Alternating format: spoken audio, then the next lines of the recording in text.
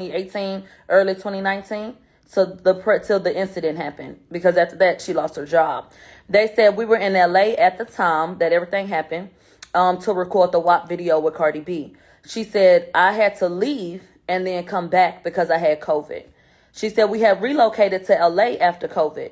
And since COVID had affected schedules, they were supposed to go overseas, to film some things. But they ended up, staying in the States because they got canceled because of COVID. And so they stayed together, every time there was something to do. If there was a hotel, then okay. If they were going to stay in an Airbnb, then okay. So we jumped to that particular night. She said on that particular night, Kylie invited them over. And what particular night am I talking about? I'm talking about at the WAP video. Kelsey says that they were invited to Kylie's house for a get-together at the WAP video. And so she said, I met Tory in early 2022 with Megan. So they met him at the same time at the Rock Nation brunch, okay? She said everything was okay. We had fun. She said I would flirt with Tory, and Megan encouraged the relationship. Before Kelsey could get back, they had spent time together and all of that. She said, I got back less than a week before the shit, popped off. That contradicts what Kelsey said when she was on the stand. Kelsey said that she had been back at least 2 weeks before anything happened. But okay. She said Kylie invited us at the WAP video shit. And Megan asked, she wanted me and EJ to come. So she said she got there and it was about 6 or 7 p.m. She said once we got there were 6 people there. She said Megan started making nachos and the rest of them played beer pong. And they said, can you name, anybody else that was there? And she said Kylie had her 3 besties. She said somebody named Thigh, another guy, and another bitch that she'll know the name. And then she said Corey, which is Chris's boyfriend, Odell Beckham and his friend. So she said, you know what? Matter of fact, it was probably about 9 people. She said we was playing beer pong and we played basketball. She said Megan was in there cooking them damn nachos. So that should have took about 10 goddamn minutes with that damn ground beef in that damn hotel. So she said Megan came out and said, y'all having fun without me? And so they was like, join in. And so they got in the pool. And later in the night, she said things began to go left. She said, I did, need to go lay the fuck out. She said, I passed out. I was unconscious, child. I had to go lay down because I was drunk. She said, I went to bed probably at like 10 or 11. By the time she woke up, Tory was there and everybody else was gone. So it was just Kylie, Megan, EJ, and her and Tory. They said Megan called Tory on FaceTime. Okay? They believe that that's how, she believes that's how he got the invite. She said, when I looked, when I woke up, I was good. They said Kylie and Tory and Megan was in one area. Kelsey said I was in the hot tub. She said EJ was at the cabana. They said Megan was doing this laugh that was so weird and obnoxious that Kelsey felt like something was wrong. So she said Tory had called her, but she was like, bitch, I ignored it because I didn't want to have nothing to do with that shit. And so Tory was kind of going in between Kylie and Megan. She said, EJ said, like, child, we got to go. So Kelsey went to go pack up their shit that was in the room that Kylie provided for them, when they got there to change in and things of that nature. So EJ had already packed the bags, but Megan did not want to leave, okay? So she said, me and EJ loaded the car with our suitcases, and then we went back in to tell Megan, let's go, and Megan did not want to leave. Kelsey said that she sat in Tory's car with Quan in the front, and she was on FaceTime with her sister, and EJ just said, listen, baby, we have to go, okay? And so they said, baby, just tell her that her wig's slipping. So Kelsey went in and said, like, come on, get out the pool because your wig's slipping. And so she got out. And then Megan told EJ, Tory gonna take us home. So she said, Meg and I put our shit in Quan's car.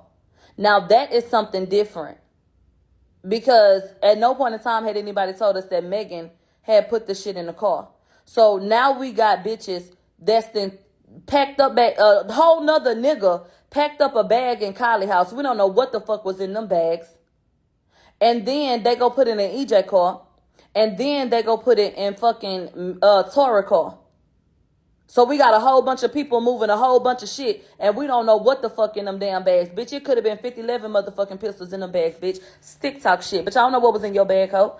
So, okay. Megan told Quan, don't forget that Quan is the driver. Megan told Quan, go get Tory. When Tory caught wind of it, he came up, but he was like, take them home. And so Kelsey said he wasn't mad when he said to take us home. He just didn't want to leave with us. They said Tory stayed with Kylie while they left the home. Okay? Now they leave. Okay? Quan and them are in the car. Quan, Kelsey, and Megan are in the car. Okay, as they were leaving, they said Megan was still laughing. Like just this weird, obnoxious ass laugh. EJ left at the same time that they left at that point. And because he was going in a different direction, even though he left at the same time, there was no need for him to follow them. So, he went on about his business. So now EJ gone. Okay. She said Megan is in the car just laughing, like this super fucking obnoxious ass laugh, and she is not understanding like what the fuck is so funny. But Megan was in the front seat. It's early in the morning, like the middle of the night. So she was just like, I don't know what the fuck was so funny. So she in the back seat just doing her thing. Then Megan says, I left my slipper. I need to go back. So they say, Kelsey say, she demanded that Quan take her back to the house. So they said they pulled back up, and Kylie had 6 security guards. So they say Megan had called to check and make sure that it was okay that she came back in so that she could get, her shit or get her shoe. She said she had left her slipper. So they say that her and Quan went in, okay, while Kelsey sat in the car. They said Kylie comes out to the door entryway, and Quan and Megan and Tory, kind of rush out and come back to the car. She say Megan came up to the car and said, bitch, Kylie said we got to get the fuck out of here, okay?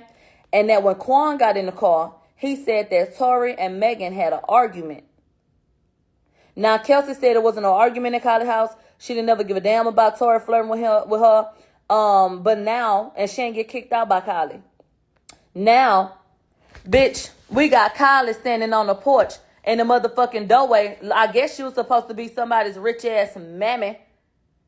And kicked them niggers out of her motherfucking house. Because they weren't about to have that over there, okay? Next. So, they said, so we leave and we driving and Megan is still laughing. So, Kelsey said, I said, well, damn, bitch. I'm juice it up a little bit. But she said, damn, bitch, what's funny? And Tory said, yeah, Megan, tell your friend what's funny. Your best friend, tell your best friend what's funny and tell her how fake your ass is. And then so he gonna make a playing dumb. What you talking about? And so, she told my Kelsey, don't listen to him. So Tory started cussing her ass out. This is all Kelsey's recollection. She started cussing him out. And he started cussing her out. And so Kelsey said, now look, I don't know what the fuck going on, but this my friend and you're not gonna talk to her like that. So she said they got into it. And then that he allegedly told her, I'm from Canada, as to imply that he was a thug. Bitch, you do know that Canadian people are known for being like some of the nicest people, right? There was they said they didn't even know ghettos in Canada. Child, I don't know. But in the fucking way. Then Kelsey say that Tory said, my nigga, I'll shoot your ass. And reached to the middle console, but he ain't never grabbed nothing, okay? And so he just motioned for it. And then Kelsey said, well, if it's my time to go, it's my time to go. I got people that's gonna ride for me. And so the arguing continues. And then Megan demands that they pull over. They said Megan jumped out the car and Tory got out the car right behind her and they went and sat at the bus stop. Now, Megan played crazy. She never acknowledged that they left the first time to go back home or that all that shit, was moved the way it was and that she went back to Kylie's home. Because she claimed that she had left the slipper. She said that was a lie. Oop. If we can prove that in any way, or if there's video footage, which I'm sure that Kylie has video footage and the bitch is coming back to the house and all that shit, that whole lie, bitch, that's proof. But any motherfucking way, she demanded that he pull over. Now, another contradiction is the fact that Megan said that when she got out the car, she walked over there by the bus stop, but she don't remember, like, nobody coming up and talking to her, and shit like that. Kelsey said Tory got out right behind her and went to talk to her. She said when they got back in the car, everything was calm. And then when he got back in the car, Tory apologized to Kelsey and said, I'm sorry, man, because you a real nigga. My bad. They said Megan ain't like that. And then she starts with her bullshit again, okay? They said that, they said she started that uncontrollable laughing shit. And then they started arguing about, artistry. And she said, you only hot because of the feature with Jack Harlow. But she couldn't really remember nothing else or what he said back or nothing like that. So allegedly, Tory told Quan, the driver, get these bitches up out my car. This is my motherfucking car. Let these hoes out. So they say Quan pulled over. She say Megan jumps out and I open my door, not paying attention. She said I get out and then I hear gunshots going off. And at about the second or the third shot, I look up and I see Tory leaning over the door window and Megan's seat, and he's shooting over the top of the door. He must have jumped up there, shooting the gun. And when they say jumped up the front seat, he must have jumped up there. And then she said, my body is behind the door, so I'm out of the vehicle. They said Megan was walking away, and then she turned and then saw us. She said, at that point, I can only see her chest, but she looked like a deer in headlights. They said Quan was quiet, and I don't know where Tory pulled the gun from. But after the shot, she said we froze, and then she kind of clicked back in. And some type of way, Megan gets to this driveway, she claims. She said Tory sat in the damn front passenger seat. Kelsey say I ran over to Megan to check on her, and I was in defense mode, so I never looked at any of her injuries, but when I grabbed her, I saw blood. And then I saw Tory come around the back of the vehicle, and I was afraid, and, I was just in defense mode and, didn't know what to do. So she said, you know what? I stepped up and got in between Megan and Tory, and then we fought, okay? She said, and she said that's when her and Tory got in the fight. She said Quan got Kelsey and picked her up like a damn rag doll and said, Kelsey, they do this all the time. Spoiler alert. Quan has no motherfucking gunshot residue on him. None was found. So you mean to tell me that with the way that gunshot residue transfers, and by the fact that you, Kelsey, had gunshot residue on your hands, you went over there to check on Megan, who was never tested for gunshot residue conveniently, and Quan came over there and lifted your ass up off the ground like a rag doll, and Quan had absolutely no gunshot residue on him? Is that what we're going with? Is that logical to you? Would be my question. If a nigga pick you up like a rag doll, what you gonna do with your hands? You gonna try to hold on to that nigga, right? So that nigga should have gunshot residue on him, huh? Yeah, all right. So any fucking way, he had none.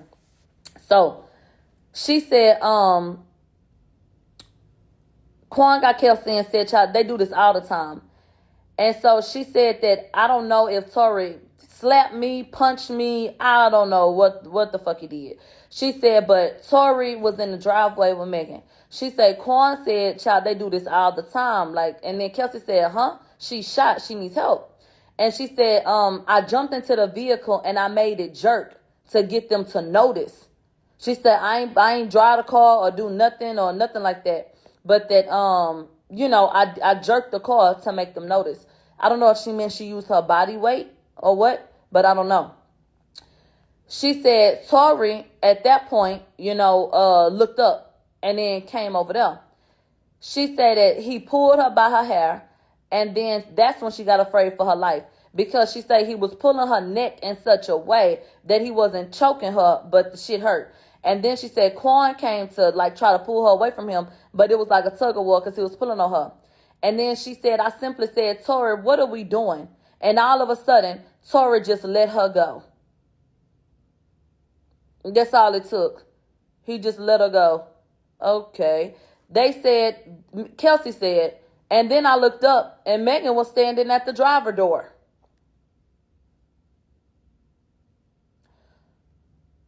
The one that came up? Never mind. So he said, get in.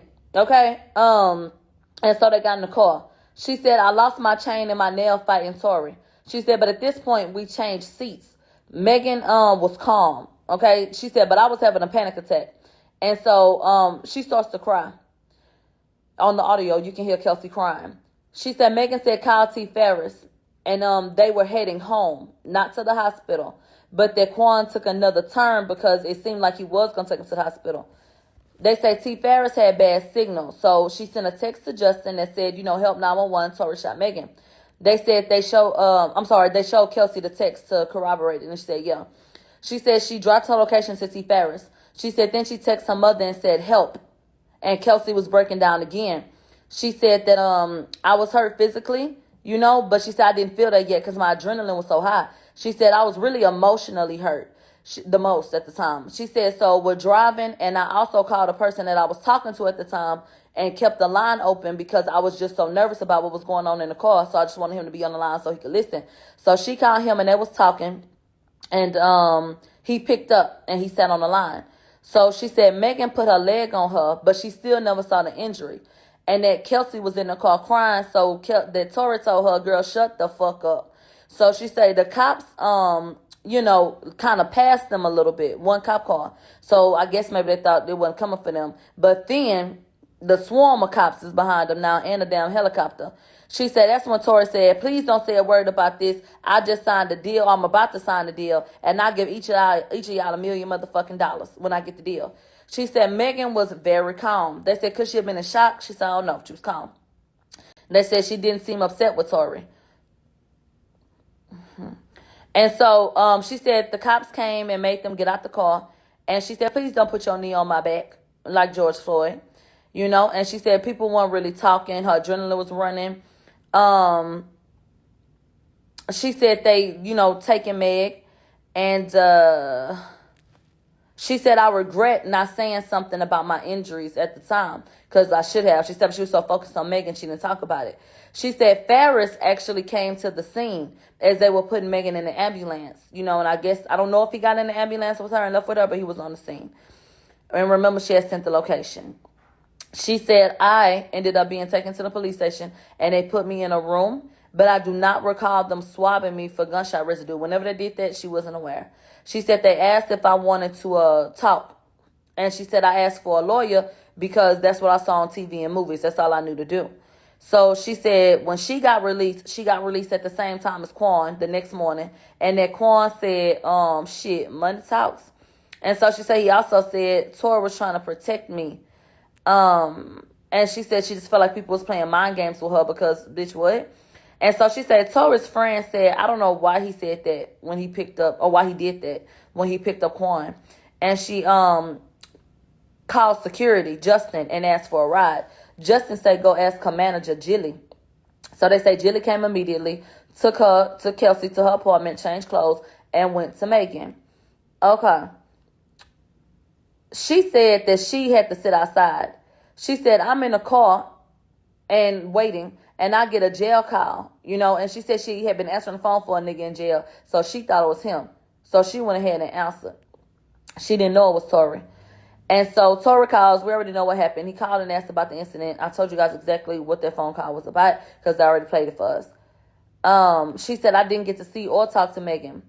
She said, then I eventually got a text back, and I asked to see Megan, but nobody was answering me.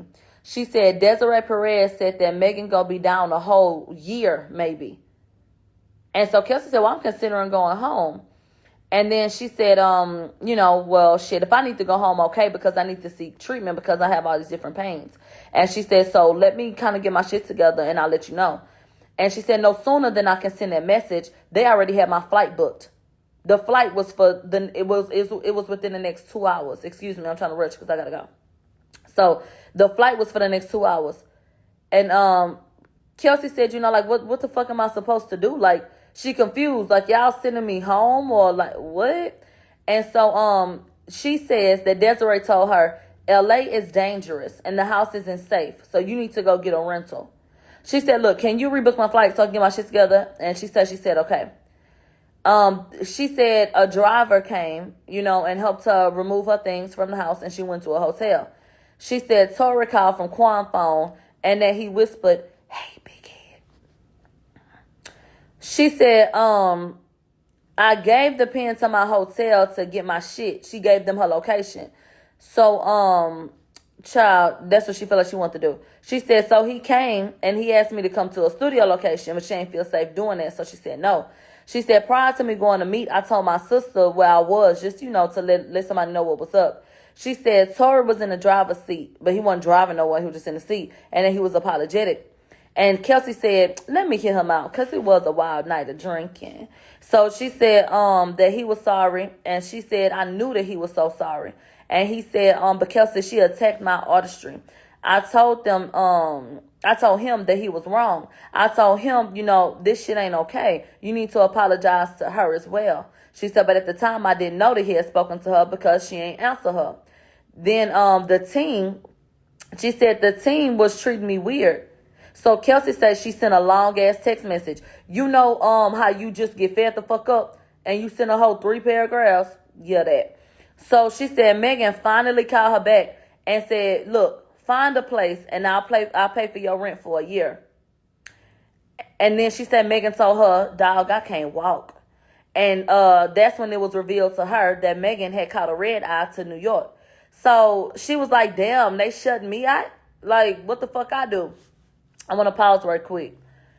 If Tory Lanez had purchased a property or paid the rent up for a year for Kelsey, that would have been called bribery. They were not seeing eye to eye. Kelsey and Megan were not seeing eye to eye. She was being shut out. It's a lot of, different circumstances. And Megan, per her own admission, paid her rent up for a fucking year. If Tory had did that shit, it would have been called something. Yeah, and you already know what. Okay, let's go ahead and get into Megan. Why did you lie like you hadn't talked to Kelsey? You all on social media talking about, I ain't talked to them motherfuckers that y'all been asking about. Them motherfuckers went to jail. But you knew damn well that you had talked to Kelsey a few times, we found out, if y'all want to believe this audio that Kelsey told everybody that she lied about the day before. So anyway, and then what else? Hold on. And this is my other question. If this was all Tory's fault, what y'all start treating Kelsey like that for?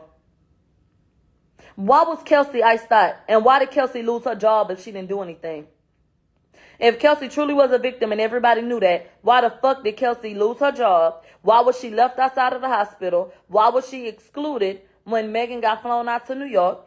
Why did all of that happen? Why was y'all trying to send her back on a flight 2 hours after what happened? That's interesting to me. Moving along. She told Kelsey, find her a place, I'll pay the fucking rent. Okay? Now, don't forget that we in the car. Okay? She in the car and she said Tory came to her hotel. She said Rock Nation, or Megan's team rather, whatever you want to call them, shut her out. She said, Tory said that he was sorry. And he was saying, Kelsey, what can I do? Like, do you want to work for me? You got something you want me to invest in? Like, or what's one thing that you really want to do? And Kelsey said, she was like, what? And that Tory said, like, come on, you know what I'm saying? Like, this is what my lawyer, Sean Holly, told. Like, this how she told me to word it. Now, I want to pause real quick. Megan Thee Stallion claimed that Tory told her, I'll give you $1 million, don't say nothing, I'm on probation. That nigga ain't never been on probation. So why the fuck would he say that? Kelsey is sitting up here, bitch, I was going to say it twice. Kelsey's sitting up here hollering by, well, Tory said, y'all want to believe this shit so bad, that Sean Holly had advised him to say that? Baby, Kelsey went to get that shit the next day. You understand what I'm telling you? That means that was July 13th. Baby, Sean Holly wasn't representing Tory and he hadn't reached out to her. Did you know that before you said that? You must not have. You must not have known that when you made that statement. Tory had not sought out counsel because Tory wasn't even under the impression that he was going to be charged with anything. Babe, let's get back into the timeline. Megan didn't say that a crime had been committed against her until the 15th of July on Instagram. Tory went to jail because the gun was in the vehicle and they were trying to charge him with it. They did charge him with it. And so, he went to jail that night and he was let out. But he did not have representation from Sean Holly at that time. So can you explain to me what sense it would have made for him to just dry ass throw her motherfucking name up and say, oh, well, Sean Holly told me to word it this way. And I want to remind you that Kelsey said the day before that she fucking lied about this shit. But I need y'all to know, and let's do a fact check, Sean Holly wasn't his representation. The fuck do y'all be talking about? So anyway, so she said that things were offered to her over a period of time via phone calls and text messages, or a text. Spoiler alert. They said, Kelsey, you said in your interview that, they asking the woman on the stand, because the woman that was the witness had to sit up there and just listen to the shit. So she was asked, Kelsey said that she had a text from Tory asking her what she would like, basically trying to bribe her. And Kelsey said it was in her other phone. They said, did that ever materialize, basically? Was that ever given to you? Did you ever see that? She said no. They got every other goddamn text message, but you don't have no text message or Tory saying, you know, what you need from me. Well, ain't that quite fucking convenient? Child. Anyway. And so Kelsey said, you know, I do have the text where he was saying stuff like that to me, but it's in my other phone. I'ma look. And so she said he tried to reach out to me up until charges was filed. And so she said that she told no. She said Megan hit her up on the 15th and said, Kelsey, do you want me to include you in this statement? She said, yes, Megan, I want you to protect me because I'm being threatened. You know, people are threatening my mother and all of that shit. So I said, yeah, please protect me and mention me in your statement, okay? She said, I'll talk to my lawyer, you know, about it. She said, before I knew anything, Megan posted the statement and left me completely out. They said, Kelsey said, Megan made an Instagram post and Kelsey read the Instagram post, you know, in the interview. She said, so when Megan posted that and the public turned on me, I made my own post. After I made my own post, Megan said, why did you say that? This ain't the way. So that's when we take a break. We come back about 1:30. We continue with the audio. She said, I don't know anything about, she said, I don't know anything but the truth. And I'm upset that she never defended or protected me. She didn't know that I had met Tory to get my stuff. So she didn't have no reason to be mad at me, which is even more interesting. So what was the animosity about? If she fucked the nigga that you was fucking, didn't that help betray you? So why she got attitude? She said, we went back and forth via text messages. And she said, I've been publicly approached. Kelsey said she can't even go to the dollar store. She said somebody cornered her in the damn dollar store, child. And so, what else? We went back and forth in the text messages, and she said I've been publicly approached. She said, so I really be trying to stay in hiding, even though he's the bad guy. She said Megan did a lot of damage to me off the motherfucking internet. She say Megan hit her up and said, Kelsey, I need you to get on social media and say what happened to us. Okay? They said her manager told me that she wasn't going to press charges.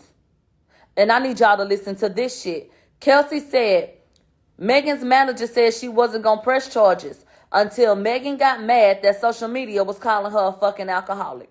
That's when she made that post to go on Instagram. Kelsey went to her lawyer. After consulting her lawyer, they said, you're not about to say a motherfucking thing because she ain't had your back and we worried about you and what's going to happen with you. And so she said, no, I'm not going to say anything. So my lawyer said no to her demands. Kelsey said Megan demanded that I get online and defend her. She said, I told Megan that we need to talk. And I told her that I talked to Tory. Once she said she told her about not going on social media for her, that's when Megan started coming at her crazy. And it said that, how you gonna go, you know, online and say what you said and go see that nigga. And she just kind of started throwing that shit in her face. That's when Kelsey said, I knew that this wasn't genuine. And we stopped talking. And she went online and made it seem like I took hush money. So I text her. Kelsey said, I text her and I said, why the fuck is you bashing me? You know, they were trying to make me break. That's what Kelsey said. They said she had her friend saying that I got my chain from hush money when I've been paid for that chain. And it commemorates the day that my father died. They said she obviously approved these messages. So that's when it was over. And she said I wasn't interested in doing a damn thing that had nothing to do with Megan. Fuck her. Once again, I'm adding a little bit of sauce to it, but basically, Kathy Todd said, she was telling you this, or are you telling us this to get back at Megan? She said, no, I just want to free myself from this. They said she makes songs about me, people be posting about me, you know, and people don't know what to feel about me, you know? They said, then she accused Megan of calling around Houston and telling people that she took hush money and not to talk to her, okay? Whew. Kelsey says she hit up her representation and said, can you ask Megan's people to fucking stop? Kelsey says that when her lawyer hit up Megan people and said, baby, can she please stop? They said, well, why won't you get online, you know, and say that, you know, what happened? Now, isn't that an interesting response? Child. Kelsey said, this is Kelsey's words. Y'all want to go by Kelsey's words so bad, correct? Y'all want to take this and apply it? Okay. She said Megan never holds herself accountable for shit.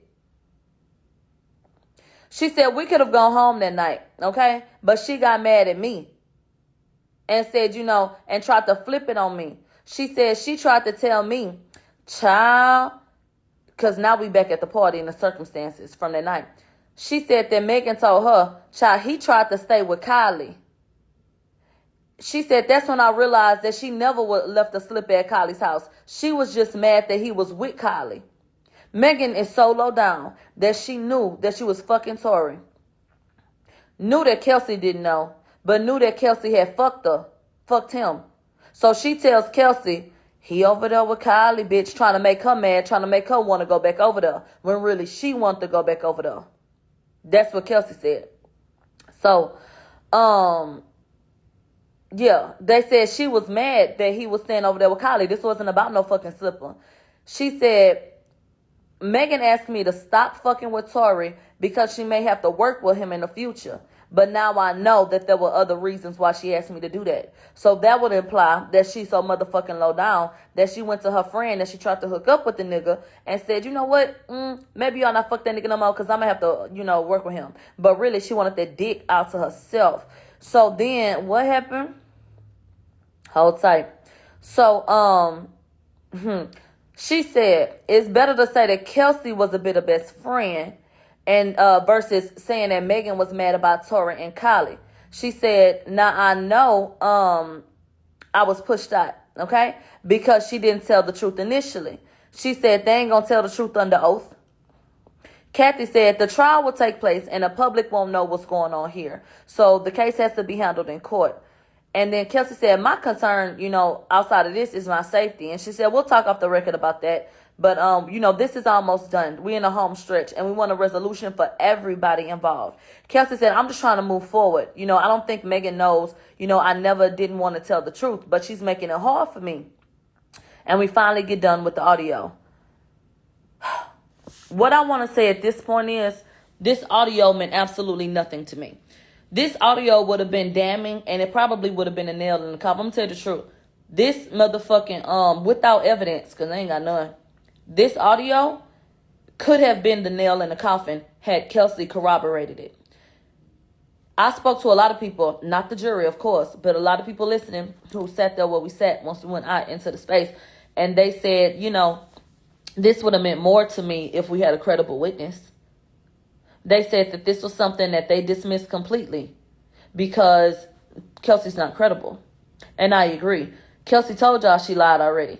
To me, this was a desperate act and an attempt to pull on people's heartstrings and their emotions. And because Kelsey did not cooperate, let's play it and hopefully y'all feel like that's true, even though she said that it was a lie. After Kelsey, made herself an unreliable witness, I don't see what the fuck we had to listen to her for. But desperate times call for desperate measures. So Kathy Ty said to the woman on the stand, remember, they played the audio of Kelsey, but there's a black woman on the stand. Her name is Jody Little. And so they said, Miss Jody Little, is this an accurate depiction of the situation? And she said, yeah. They said, do you think she was genuine? They said, yeah. Now it's time for the cross-examination. I'm going to call him Mr. McDonald's because I don't know how to pronounce that man motherfucking name. Tory, attorney, I don't know, Modesto, bitch, I don't fucking know. We're going to call him Mr. McDonald's, okay? So under cross-examination, he said, do you know Detective Stogner? The woman said no. They said, you're involved in many cases, right? And you're involved with many cases. She said, yeah. They said, is there an investigating officer always present? And she said, in my unit, criminally, typically, yeah. They said, does a police officer usually lead? And she said, yes. They said, was a police officer there? She said, no. She said, was Kelsey ordered to court? They said, yeah. They said, are you aware that Kelsey interviewed after being ordered to court? She said, no. They said, is there a recording or do you know who served her and what they said to her when they served her? They said, no. They said, is there a recording of that? She said, no. They said, witnesses who are potential suspects, do they sometimes lie? Okay. She said, yeah. They said, have you dealt, with liars and people that's then lied to you who are being accused of a crime? She said, yeah. They said, you in an interview, right? She said, yeah. They said, did Kelsey show you text messages? She said, yeah.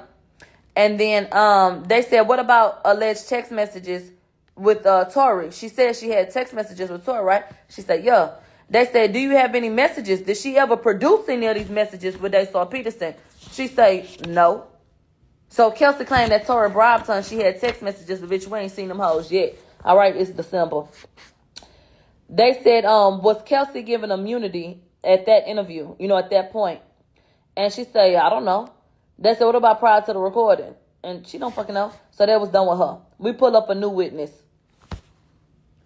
This motherfucking witness, bitch.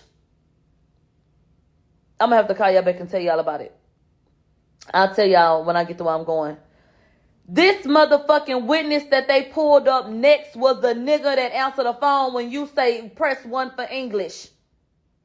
They done got the nigga from Verizon Wireless to come get up on this goddamn stand to tell us what's going on. His name, bitch, I don't know what the fuck his name was. He got so many letters up in his goddamn name, child. I think it's a spell.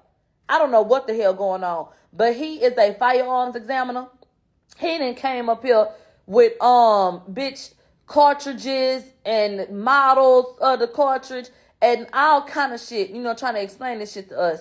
Now I'm gonna give you 5 more minutes.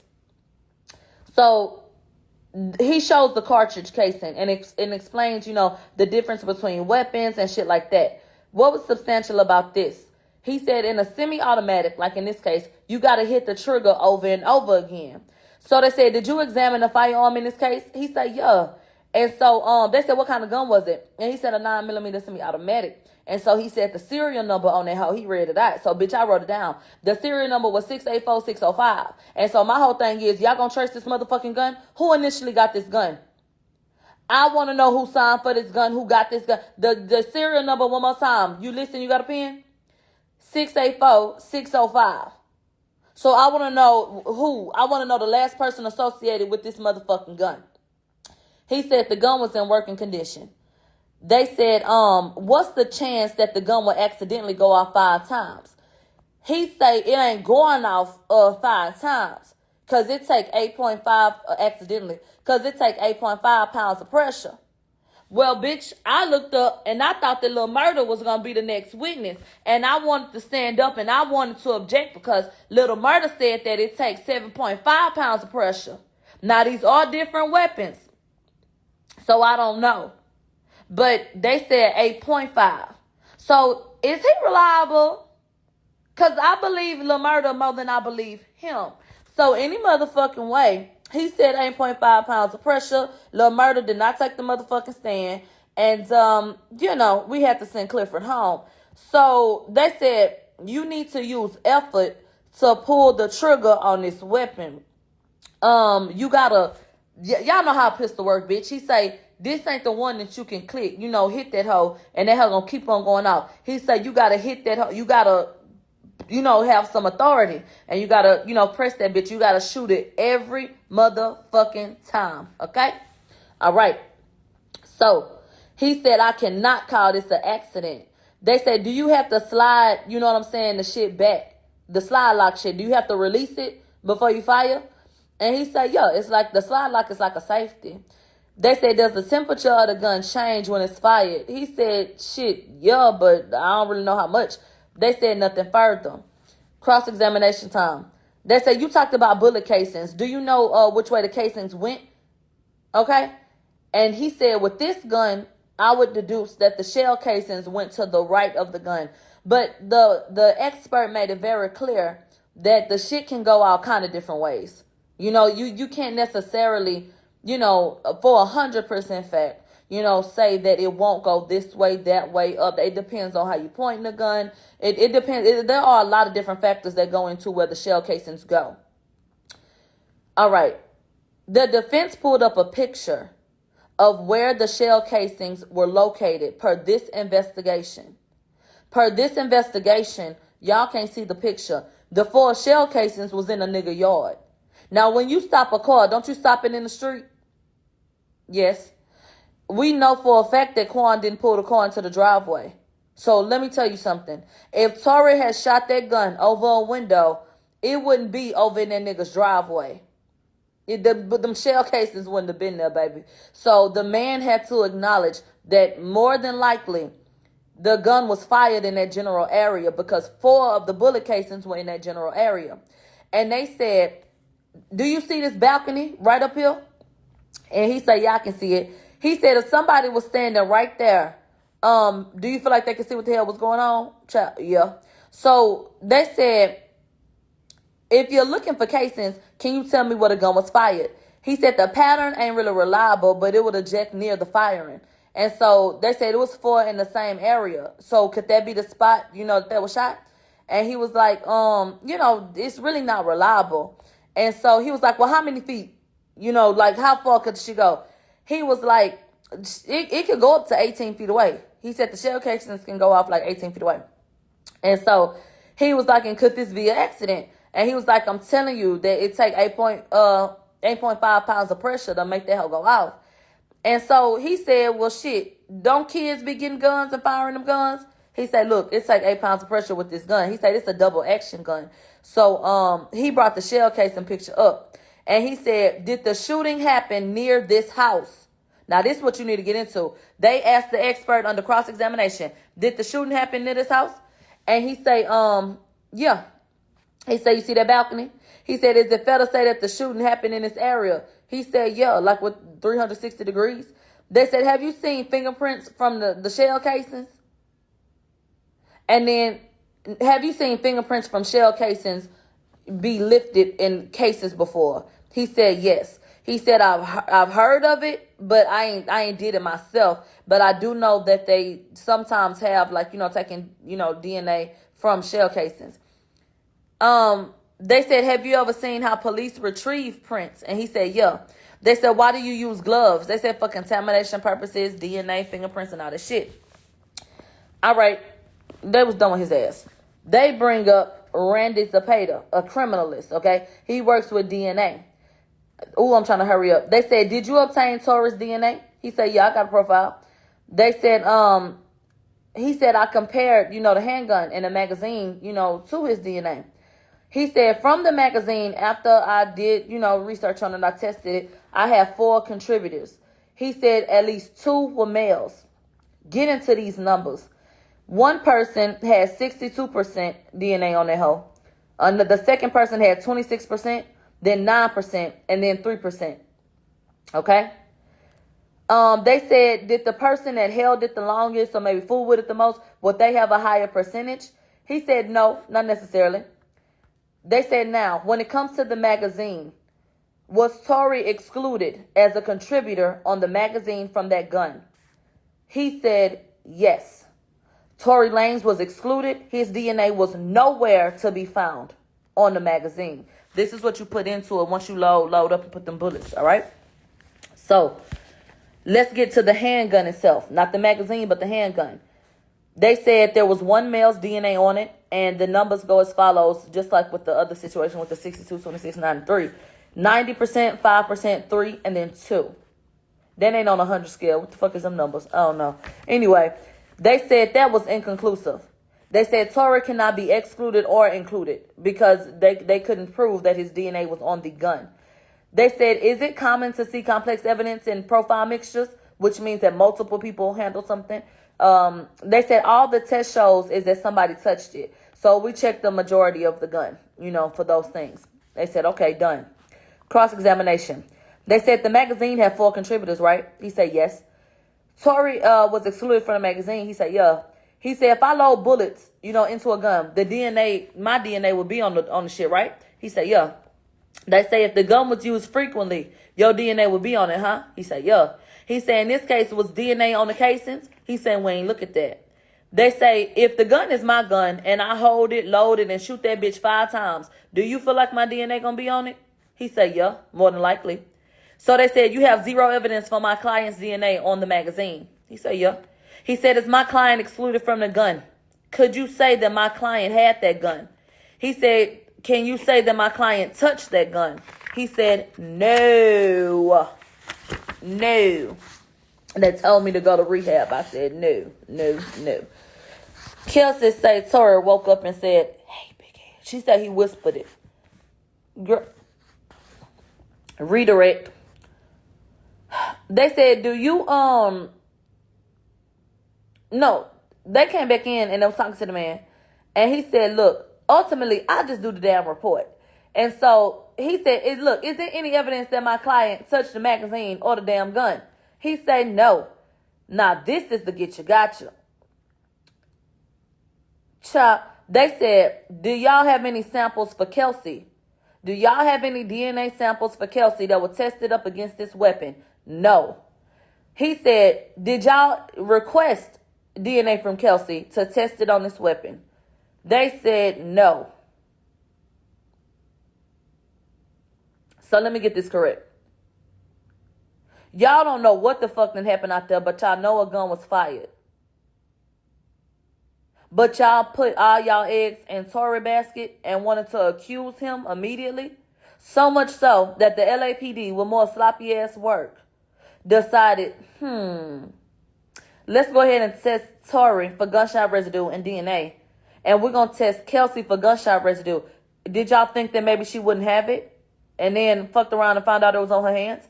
And nobody ever tested nor requested that she get, DNA checked or swabbed so that they can compare it against the gun.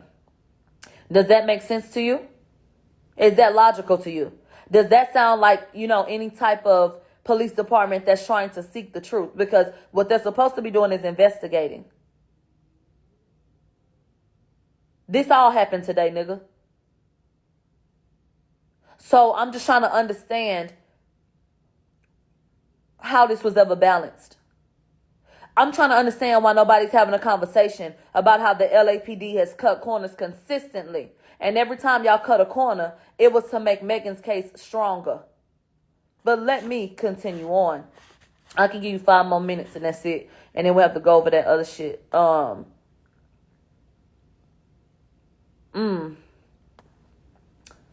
We come back at 3:40. Okay, we had a little break.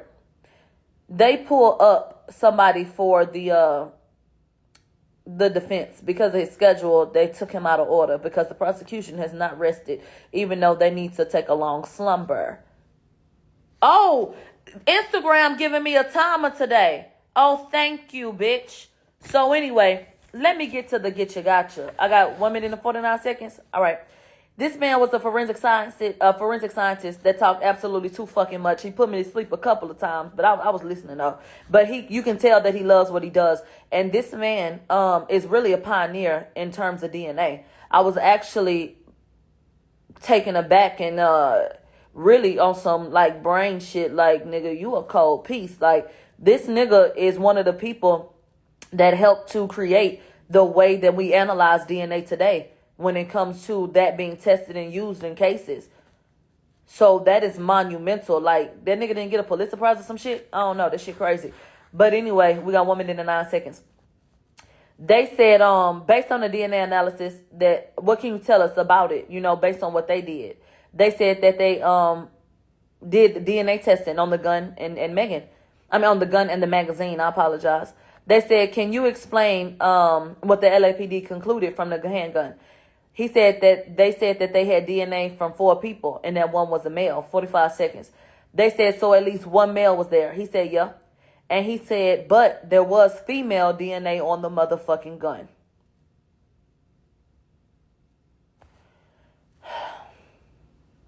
Listen. Let me bend this page so I know where I'm at. I'm gonna come back and tell y'all some more shit and get into it. But to me, that's some of the most important shit right there. That a female's DNA was absolutely on that fucking weapon. And I'm going to come back in like a few minutes and we'll wrap this shit up. But, bitch, yeah.